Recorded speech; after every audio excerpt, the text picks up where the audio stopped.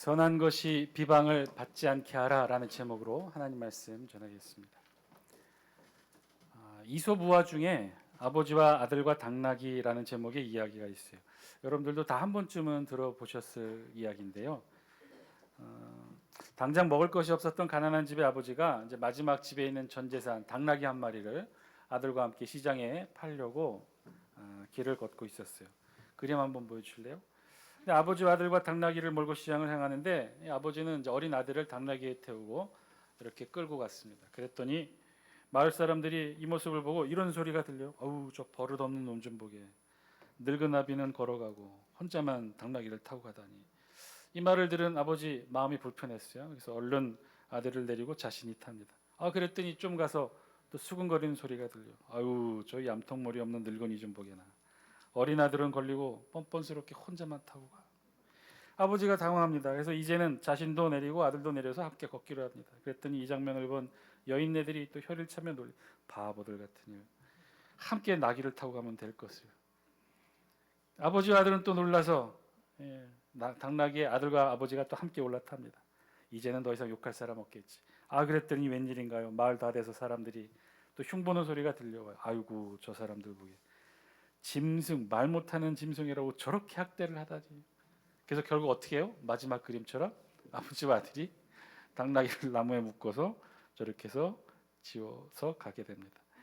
그런데 마을 입구에 이르렀을 때 마을 사람들이 이 진기한 광경을 보고 막 박장대소하며 웃자 놀란 이 당나귀가 막 흔들어대는 바람에 나무에서 떨어졌고 당나귀는 그 길로 도망쳐 버렸답니다. 결국 당나귀를 잃어버리게 된 셈이죠. 한 젊은이가 고속버스 터미널 앞에서 버스를 기다리고 있어요. 핸드폰을 보면서 이렇게 기다리고 있는데 그 앞을 젊은 여성이 이딴만한 커다란 캐리어를 들고 낑낑거리며 지나가는 거예요. 그리고 계단을 한 칸 한 칸 힘들게 올라가는 것을 보고 이 젊은이가 막 망설여. 도와줄까 말까 그러는데 바로 옆에 지나고 있던 할머니가 그런 이 젊은이를 보더니 막 뭐라 그러는 거예요. 이 젊은 사람이 이런 여인들의 이런 연약함을 도와주지도 않고 핸드폰만 하고 있다고 막 뭐라고 했어요. 그랬더니 이 젊은이가 그제서야 이제 주섬주섬 핸드폰을 주머니에 넣고 여인에게 달려가서 캐리어를 잡아주려고 밑에서 딱 손을 댔는데 이 여인이 그만 소스라치게 놀라며 짜증을 내는 거예요. 손대지 말라고. 졸제 이 젊은이는 어떻게 된 거예요? 할머니한테도 욕을 먹고 여인한테도 괴한 취급을 당한 거죠. 허탈해하며 이렇게 돌아서게 됐답니다. 어떻게 해야 될까요? 우리 살다 보면 참 이래저래 욕먹는 일이 참 많이 있죠. 도와줘도 욕먹고 안 도와줘도 욕먹고 당나귀를 타도 욕먹고 안 타고 걸어가도 욕먹고 어떻게 하라는 거예요? 우리 인생살이 가만 보면 이런 경우가 참 많이 있는 것 같아요. 이래도 욕을 먹고 저래도 욕을 먹고 근데 표정들이 전혀 공감하는 표정이 아니네요. 저만 그런가? 저만 이래도 욕먹고 저래도 욕먹나요? 특히 우리 이 세상을 살아가는 그리스도인 우리 신분이 좀 특별하죠. 우리 세상 사람들과 같지 않은 특별한 그리스도인 하나님의 자녀의 신분으로 이 세상을 살아갑니다. 그렇다면 우리 이 믿지 않는 세상 사람들이 사는 방식과 우리 믿는 하나님의 자녀 천국 백성들이 이 세상을 살아가는 방식 조금 달라야 하지 않을까요? 우리는 어떻게 그 다른 삶을 살아가고 있을까요? 전에도 한번 말씀드렸던 이야기인데 하루는 병아리가 아버지 닭에게 이렇게 얘기했대요. 아빠, 왜 우리 머리에 이런 벼슬이 있어요? 그랬더니 아빠가 이렇게 말합니다. 그건 적들에게 우리의 위험을 과시하기 위해서지. 아빠, 그럼 우리 주둥이는 왜 이렇게 뾰족하고 날카롭죠? 그건 적들을 무자비하게 공격해 주기 위해서지. 아빠, 그럼 우리 목소리는 왜 이렇게 커요? 그건 적들의 기선을 제압하기 위해서란다. 아빠 닭 이야기를 한참 듣던 병아리가 곰곰이 생각하더니 마지막에는 이렇게 아빠 닭에게 말해요. 그런데 아빠, 그렇게 대단한 힘을 가진 우리 지금 닭장에 갇혀서 뭐하고 있죠? 아주 가끔 이 병아리의 질문을 우리 스스로에게도 해봅니다. 우리도 정말 특별한 신분을 가졌죠? 천국의 백성 하나님의 자녀가 우리예요. 정말 우리 등 뒤에 날개만 없을 뿐이지 우리 이 세상 사람 아니지 않습니까? 하나님의 자녀이면요, 조금 다르게 표현하면 더 이상 그건 인간의 자녀가 아닌 신의 자녀라는 뜻이겠죠. 우리가 그런 존재라는 거예요. 그래도 그럴 것이 지금 우리 안에 누군가 계시죠? 또 다른 인격체가 있어요.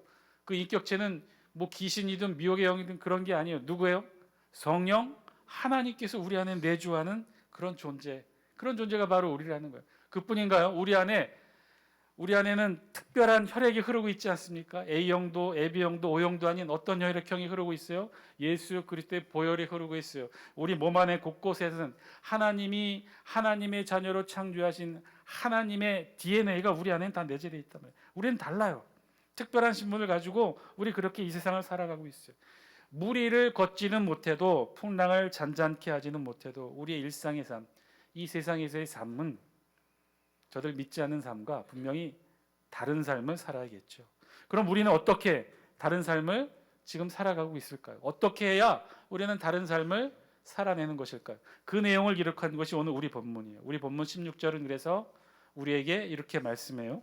우리 다 함께 영상을 통해 16절 말씀 함께 읽습니다. 시작. 그러므로 너희의 선한 것이 비방을 받지 않게 하라. 짧은 본문 16절이지만 우리 성경은 이렇게 우리에게 그 특별한 삶의 방식에 대해 이렇게 말하고 있어요. 너희의 선한 것이 비방을 받지 않게 하라. 우리가 성경을 읽으면 읽을수록 굉장히 참 세밀하고 자세하게 기록되었다라는 생각을 저는 개인적으로 많이 느끼고 있는데요. 우리 지금 매주일 신약의 본문을 강해 설교로 이렇게 쭉 읽어오고 있습니다. 기억하시는 분 있을지 모르겠지만 제가 강해 설교를 시작하면서 제일 첫 번째로 채택했던 본문이 바로 누가복음이었고, 누가복음 끝나고 사도행전을 우리가 함께 강해 설교로 함께 해왔습니다. 그리고 로마서의 말씀을 시작해서 지금 14장까지 왔죠. 그런데 이 내용들을 쭉 보다 보면 각각의 주제의 말씀이, 강조하고 있는 말씀이 좀 다르다는 걸 느껴요.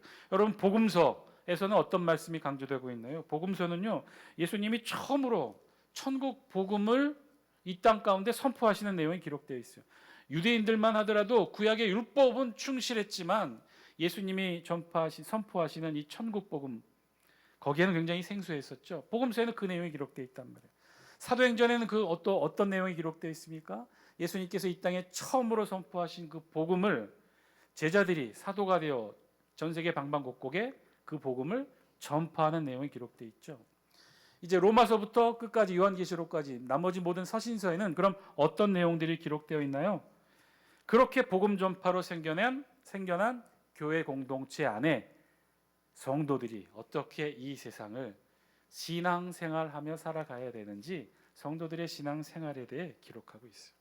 그러니까 우리 성경을, 신약 성경을요, 그래서 저는 그렇게 보고 있어요. 크게 두 주제로 구분해 보라고 한다면 그 첫 번째 주제는 예수님께서 선포하셨던 복음, 그리고 제자들이 전파했던 그 복음 전파가 그 첫 번째 커다란 주제 하나가 되고요. 또 두 번째 주제는 그런 복음 전파로 인해 생겨난 교회 공동체 안의 성도들이 이 세상을 그럼 어떻게 그리스도인으로 살아갈까, 신앙생활, 합당한 신앙생활에 대해 기록하고 있는 것이 이 신약 성경의 커다란 두 개의 주제라고 볼 수 있죠. 그래서 그거를 우리는 이렇게 표현해요. 복음과 신앙생활. 여러분, 이 복음과 신앙생활 중에 여러분들은 어떤 주제를 더 긴장하며 품고 살아가십니까? 혹시 이 복음 전파, 전도나 선교에 대해서 여러분들은 더 어떤 거룩한 긴장감을 가지고 살아가십니까? 우리 신앙의 선배들은 그랬죠. 잠도 자지 않고 일상의 삶도 다 포기한 채 전 세계 방방곡곡을 뛰어다니며 복음을 전했어요. 예수가 부활했다. 예수가 부활했다. 예수 그리스도를 통해 하늘길이 열렸다. 천국으로 갈 수 있는 유일한 길이 예수 그리스도의 십자가의 길로 열렸다라고 목놓아 외치면서 전 세계 방방곡곡을 돌아다녔던 것이 우리 신앙의 선배들이죠. 예수천당 불신지옥 한평생 외치며 살아왔던 게 우리 신앙의 선배들의 삶의 자세였어요. 그분들은 그럼 어떤 주제에 긴장감을 가지고 사신 거예요? 복음 전파, 전도와 선교에 대해 긴장감 가지고 그렇게 한평생 살아가셨어요. 그리고 그들의 결과가 지금 이 자리에 앉아 있는 저와 여러분들인 것이죠. 자, 그러면 지금 우리는 어떤 삶을 살고 있나요? 우리도 그렇게 미친 듯이 뛰어다니며 생업을 다 포기하고 전도와 선교에 매진하고 있습니까? 현실은 그렇지가 못하죠. 복음 전파가 사실은 우리 그리스도인의 본령 맞습니다. 우리가 영원토록 마음에 품고 생명이 다하기까지 사명을 지켜내야 되는 우리 그리스도인의 중요한 사명, 복음 전파 맞아요. 그래서 이 복음 전파의 사명의 불씨가 늘 살아 숨쉬는 곳이 우리 교회이어야 됩니다. 그렇게 우리 신앙의 선배들, 초기 신앙의 선배들은요, 생업을 다 포기하고 여기에 몰두해서 전 세계 복음이 이렇게 전파됐고, 그 신앙의 결과가 바로 이 자리에 앉아 있는 저와 여러분들인 경우죠. 코로나 이후 교회별로 재정들이 많이 어려워서 재정을 많이 줄였어요. 주로 어떤 재정을 많이 줄였을까요? 기록 통계상에 의하면 선교비와 전도비가 많이 줄었다고 해요. 교회 재정이 줄면 제일 먼저 선교사 후원 줄이고, 교회 재정이 줄면 제일 먼저 전도 행사 줄였다는 거죠. 그런 면에서 우리 교회는 그렇지 않아서 너무나 다양스럽게 생각하나, 우리도 특별한 조건, 어린이집 건축과 관련해서 우리도 재정적으로 많은 어려움을 겪고 있는 것이 또한 사실이죠. 그래서 여타 많은 우리 교회 활동과 행사들이 위축되고 있는 것도 사실인데, 자, 그러나 교회의 가장 중요한 본령에 해당하는 이 복음 전파, 선교와 전도의 사명은 결코 멈춰서는 안 될 것입니다. 우리 장수교회도 마찬가지일 거예요. 장수교회의 존립 이유와 근간은 바로 여기에 있는 거죠. 선교와 전도. 이 선교와 전도를 하기 위해 우리 교회가 있는 것이고, 그렇게 우리가 훈련받은 우리가 그렇게 복음 전파를 하기 위해 우리가 이곳에 모여 함께 예배를 드리는 거예요. 자, 그것이 교회 공동체 가장 중요한 본령 복음 전파인데, 그런데 이것이 시간이 흐르고 계속해서 교회 공동체가 생겨나고 성도들이 모여들면서 이 첫 번째 본령 복음 전파와 맞먹는 또 다른 중요한 사명이 우리 교회 공동체 안에 주어지게 되었어요. 그건 뭐냐면, 교회 공동체 성도들의 신앙생활이 이 땅에서 지속될 수밖에 없다는 사실이에요. 여러분, 우리가 예수 믿고 복음 듣고 깨닫는 순간, 예수 그리스도를 구주로 고백하는 바로 그 순간 짠 하고 우리 모두 다 천국에 가나요? 그렇지 않잖아요. 어쩌면 우리 신앙생활은 그때부터 시작인 거죠. 일평생 죽을 때까지, 아니 죽어서 저 천국에 가기까지 우리의 신앙생활은 계속될 거예요. 그것이 우리에게 두 번째 주어진 중요한 본령 사명이 바로 그거예요. 성도로서 신앙생활을 해내야 하는 것. 여러분, 신약성경이 총 몇 권으로 되어 있는지 아십니까? 신약성경은 총 27권으로 되어 있어요. 자, 그 중에서 복음서는 몇 권인가요? 대답 좀 해보세요. 복음서는 몇 권으로 되어 있어요? 4권 되어 있잖아요. 마태, 마가, 누가, 요한. 그리고 사도들이 복음을 전파했던 사도행전은 몇 권으로 되어 있어요? 1권으로 되어 있죠. 자, 그래서 복음 전파, 우리 신약성경 27권 중에서 복음 전파를 주제로 한 내용은 총 몇 권인 거예요? 5권. 나머지 몇 권이죠 그러면? 대답 좀 해봐요. 27권 빼기 5권 하면 22권 아닙니까? 22권의 서신서가 품고 있는 주제는 그럼 뭐예요? 성도로서의 신앙생활이에요. 복음 전파 중요한 우리의 사명 맞습니다. 그런데 그것과 맞먹을 정도로 중요한 사명이 성도로서의 신앙생활이라는 거죠. 우리도 생업 포기하고 하루 종일 지하철과 기차역에서 피켓 들고 예수 천당 불친지역 외치며 길거리 전도하는 것 이상으로 세계 방방곡곡 미전도 종족을 향해 성경책을 나눠주고 복음 전거하며 선교하는 것 이상으로 우리의 일상의 삶 속에서, 아니 더 정확하게는 이 세상에서 천국 백성으로 그리스도인으로 합당한 삶을 살아내는 것, 이것도 복음 전파 못지않게 중요한 우리에게 주어진 사명이라는 거죠. 그것을 오늘 우리 성경 14장 전체의 내용은 아주 강조하여 우리에게 설명하고 있어요. 그러면 어떻게 우리가 신앙생활하며 합당한 그리스도인으로 삶을 살아내는 자세일까? 거기에 대해서 오늘 우리 성경 16절은 뭐라고 설명한 거예요? 너희의 선한 것이 비방을 받지 않게 하라. 너희의 선한 것, 우리 그리스도인에게 선한 것이 있대요. 여러분, 우리에게 선한 것이 있다면 그게 뭘까요? 14장은요 그것을 어떤 주제로 우리에게 설명했냐면 자유함이 우리에게 있다는 거예요. 우리에게 자유함이 있다는 거예요. 우리 그리스도인이 누리는 자유함이 있다는 거예요. 이 세상은요, 암흑과 사탄의 속박 속에 갇혀 있었어요. 그런데 2000년 전 이 땅에 예수 그리스도께서 하늘의 빛과 함께 이 땅에 오심으로 이 세상 가운데 암흑과 흑암의 속박을 벗어내고 우리에게 참 자유를 주셨어요. 그래서 이 땅에는요, 많은 사람들이 아직도 그 자유의 소식을 듣지 못한 많은 불신자들이 아직도 이 미혹의 영의 속박에 눌려 있어요. 이 세상에 아직도 문지방 제대로 밟지 못하는 사람들이 얼마나 많은지도 몰라요. 이사 가는 날도 손 없는 날 아니면 이사조차 못 가는 사람들이 얼마나 많은지도 몰라요. 믿지 않는 불신자 전도해서 신방 가면 열이면 그 중에 한 4명, 5명, 4, 5 가정들은 항상 우리들에게 부탁하는 게 있어요. 이제 종교를 바꿔서 기독교를 믿기로 했는데 이제 신방 오신 김에 목사님 제발 저 벽에 붙어 있는 부적 좀 띄워주세요. 무서워서 그 부적도 못 띄워요. 지난 목요일에 청와대 어르신들과 다녀왔습니다. 너무나 좋더라고요. 딱 앞에 도착하니까 인왕산이 정말 멋있게 펼쳐져 있고 청와대가 정말 좋은 위치에 자리하고 있었다라는 생각이 들더라고요.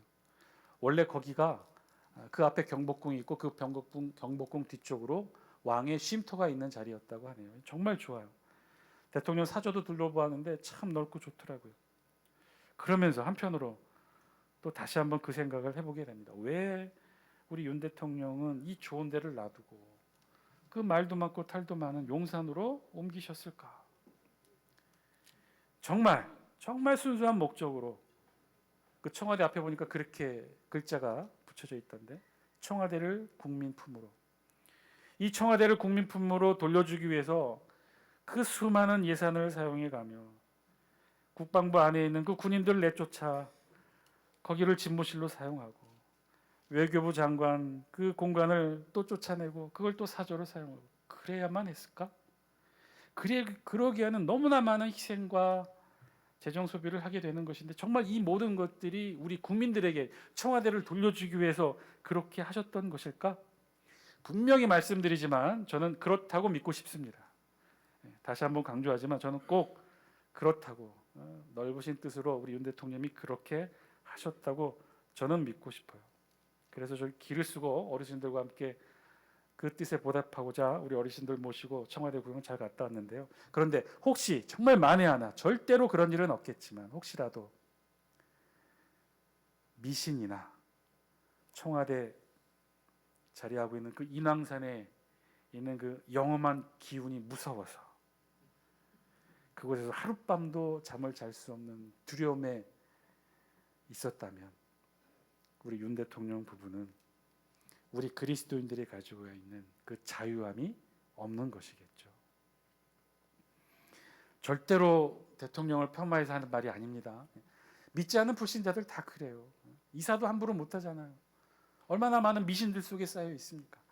우리 삶 자체가 그랬지 않아요? 우리 웬 귀신들이 그렇게 많았는지, 몽달 귀신, 청각 귀신, 처녀 귀신, 뭐 갖가지 귀신 속에 함께 살아왔던 게 우리 민족 아닙니까? 그러니까 두려운 거예요. 그러니까 점쟁이 점 보지 않으면 아무것도 결정할 수 없는 그런 두려움 속에 아직도 저 믿지 않는 자들은 그런 속에 살고 있다고요. 그런데 우리는 그런 데 있어서 자유함을 지금 누리고 있잖아요. 그 이 자유함이 어디서 오는 거예요? 우리 갈라디아서 5장 1절 말씀 영상을 통해 같이 한번 읽습니다. 시작. 그리스도께서 우리를 자유롭게 하려고 자유를 주셨으니 그러므로 굳건하게 서서 다시는 종의 멍에를 매지 말라. 종의 멍에를 매지 말라. 종의 멍에, 암흑의 미신, 귀신 갖가지 그 미혹의 영으로부터 눌려 있는 그 종의 멍에 다 내려놓고 하나님 우리 주 예수 그리스도께서 주시는 그 자유함을 누리라는 거죠. 우리에게는, 우리 그리스도인들에게는 이 자유함이 있다는 거예요. 그 자유함을 우리 성경 17절은 그래서 이렇게 풀어서 설명해요. 17절 영상을 통해 함께 읽습니다. 시작. 하나님의 나라는 먹는 것과 마시는 것이 아니요 오직 성령 안에 있는 의와 평강과 희락이라. 우리 안에 좀 선한 것을, 어떤 것이 선한 것인지를 좀 이렇게 설명하고 있는 거예요. 그런데 우리 안에 있는 선한 것, 이 자유함. 그런데 17절은 또 다르게 설명하는데 그건 곧 하나님의 나라래요. 헬라 원어로는 더 멋있는데요. 헤 바실레이아 투 데우 이렇게 표현되어 있어요. 데우는 신, 하나님을 뜻하고요. 바실레아는 왕국을 뜻해요. 그러니까 하나님의 왕국, 즉 하나님께 속한 왕국, 즉 하나님이 친히 통치하시고 다스리시는 그 왕국. 우리에게 선한 것이 있는데 이 자유함은 예수 그리스도로부터 온 자유함인데 이 자유함의 본체는 뭐냐? 하나님이 친히 우리를 다스린다는 거예요. 저와 여러분들을 하나님이 친히 통치하신다는 거예요. 그 증거가 뭐예요? 우리 안에 누가 내주하고 계셔요? 성령 하나님이 내주하고 계셔서 우리를 도와주시고 계신다는 거예요. 우리를 위해 중보 기도하시면서 우리를 위해 하나님의 뜻대로 온전한 삶으로 하나님의 통치의 삶이 우리의 삶 가운데 실현될 수 있도록 그렇게 성령 하나님이 우리를 주장하고 이끌어 주신대요. 그래서 그 결과가 뭐예요? 우리 안에 의와 평강과 희락이 깃든 삶을 살 수 있도록 그렇게 만들어 주신다는 거예요.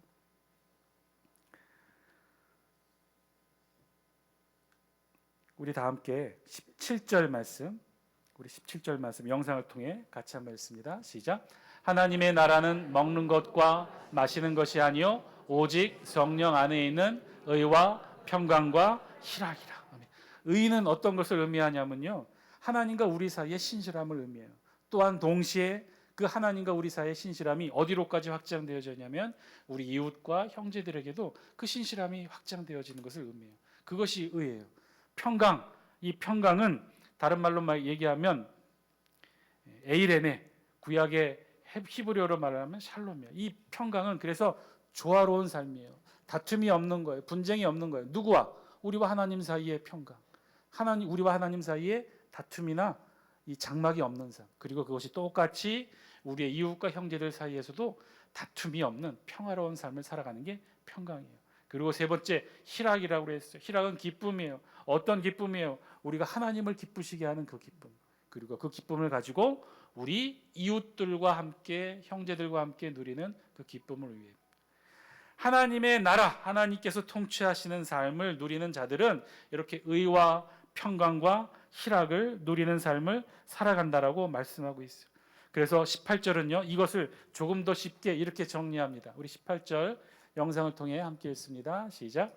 이로써 그리스도를 섬기는 자는 하나님을 기쁘시게 하며 사람에게도 칭찬을 받느니라. 아멘.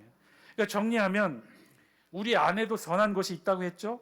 그런데 그 선함은 다른 말로 하면 자유함인데 이 자유함은 어떤 자유함이냐? 예수 그리스도로부터 기인된 자유함이었어요. 그런데 그 본체를 확인해 보니 그거는 하나님께서 직접적으로 우리 가운데 내주하시며 우리를 다스리시고 통치하시는 삶. 그래서 우리가 이 땅에서 이 세상에서 삶을 살지만 하나님의 자녀로 어떤 걸 이루면서요? 의와 평강과 희락을 이루면서 살아갈 수 있도록 하나님이 우리를 이끌어 주시는 삶을 오늘 말하고 있는 거예요. 그런데 그 의와 평강과 희락은 자세히 살펴보면 하나님과 우리 사이의 관계가 우리와 이웃과의 관계에 있어서 동일하게 이어져야 된다라고 말씀하시는 거죠. 그걸 18절은 그렇게 설명했어요.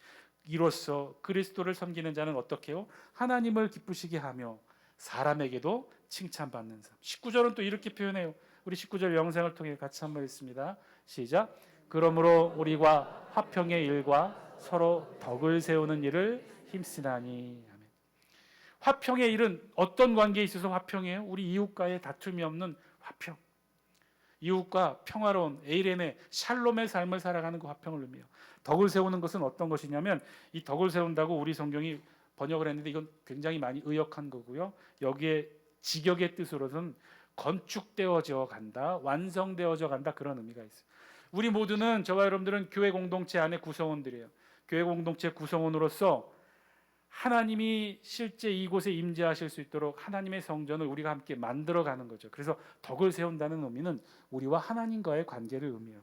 그러니까 지금 아주 간단하게 핵심적으로 이야기하면 우리의 안에 있는 이 선함, 이 자유함, 그래서 우리 성도가 복음 전파와 맞먹을 만큼 중요한 사명으로 가져야 될 이 성도로서의 바른 신앙생활은 어떤 거예요?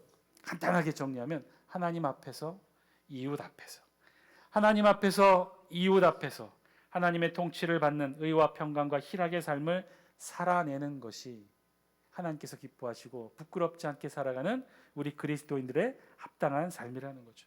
그래서 이 사명은요, 우리 그리스도인들의 제1번영 복음 전파와 함께 그 이상 똑같이 중요하게 우리에게 주어진 사명이라는 거예요.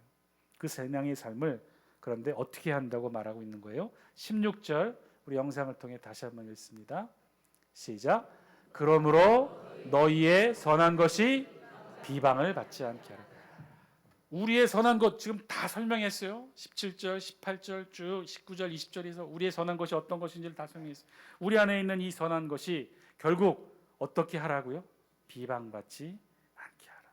여러분, 이 말 16절에 있는 말은 이 말 속에 담겨 있는 함의는 뭐예요? 우리의 이 선한 것이 그러면 비방받고 있다는 거예요? 비방받지 않고 있다는 거예요? 최소 바울이 이 로마서를 기록하고 있는 이 시점에 바울의 눈으로 볼 때 로마에 있는 초대교회 성도들이 자신들 안에 있는 이 선함, 이 자유함, 이 소중한 것, 하나님의 통치로 이루어진 의와 평강과 희락이 믿지 않는 세상 사람들에게 비방을 받고 있다는 거예요? 받고 있지 않다는 거예요? 받고 있었다는 거예요. 그래서 당부하는 거예요. 복음 전파만큼 중요한 우리에게 사명이 있는데 그건 우리의 이 선함이, 우리 예수 그리스도와 하나님을 통해 우리 안에 내재되어 있는 이 아름답고 선함이 세상 사람들에게 비방거리가 되지 않도록 하라는 거예요. 얼마 전에 캐나다에 있는 둘째 현이가 이제 발이 다쳐서 급히 귀국해서 병원 치료를 받게 되었어요. 그 원인은 지금도 알 수 없는데요. 왼쪽 발가락 몇 개, 세네 개가 계속 붓고 심한 수포를 일으키고 또 그게 터지고 그게 굳어서 점점 발가락 몇 개가 딱딱하게 굳어지는, 색깔도 점점 검게 변하는 그런 피부 괴사 증상을 보이게 돼서 빨리 병원에 가보라고 했는데 외국이 다 마찬가지예요. 병원 가기가 참 쉽지가 않아요. 또 학기가 끝나서 보험도 안 돼요. 그리고 또 이런 병명을 자세히 알 수 없는 병들을 치료하게 되면 3차 의료기관에 가야 되는데 그러기 위해서는 여긴 철저해요. 1차 거쳐서 그 진료 의뢰서 받아서 또 2차 기관 가서 또 3차 기관 몇 개월이 걸린다는 거죠. 그 전에 하도 위험해 보여서 사진 찍어서 영상을 통해 우리 한국에 있는 의사들한테 보여줬더니 그냥 두면 이 피부 괴사가 조직 괴사로 이어져서 심각할 수 있다고 응급실이라도 빨리 가서 제대로 된 치료를 받으라고 하더라고요. 근데 뭐 보험도 안 되고 외국 병원 간다는 게 이게 쉬운 일이 아니고 비용을 알아봤더니 외국에서는 보험 없이 응급실 통해 한 번 치료받는데 100만 원 이상이 든다고요. 진료만 보는데. 차라리 그러면 지금 빨리 들어와서 여기서 치료받는 게 낫겠다 싶어서 빨리 오라고. 그래서 오자마자 인천공항에서 오자마자 바로 첫째 진이가 근무하는 서울 이대 병원 응급실을 통해서 치료를 받게 됐죠. 근데 지금 말을 해도 되겠구나.